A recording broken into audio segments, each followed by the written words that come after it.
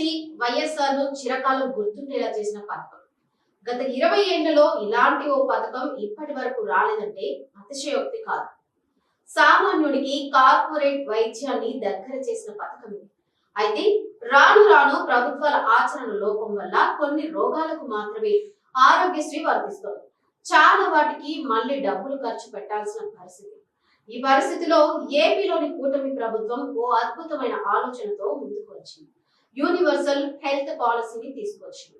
రాష్ట్రంలో పేద ధనిక అనే తేడా లేకుండా ప్రతి కుటుంబానికి 25 లక్షల రూపాయల హెల్త్ ఇన్సూరెన్స్ కల్పించేందుకు రెడీ అయింది. ఇన్నాళ్ళు రోగాన్ని బట్టి వైద్యం అందించే ఆరోగ్యశ్రీ పథకాన్ని సరికొత్తగా ఆవిష్కరించింది. ఈ బీమా సౌకర్యంతో రాష్ట్రంలో ప్రతి ఒక్కరికి ఆరోగ్యం ధీమా కలిగించే ప్రయత్నం చేస్తోంది. AP CM Chandrababu, deputy CM Pawan Kalyan ఆలోచనలకు ప్రతిరూపంగా ఈ స్కీమ్ అమలు అవబోతోందని ఆయా వర్గాలు చెబుతున్నాయి.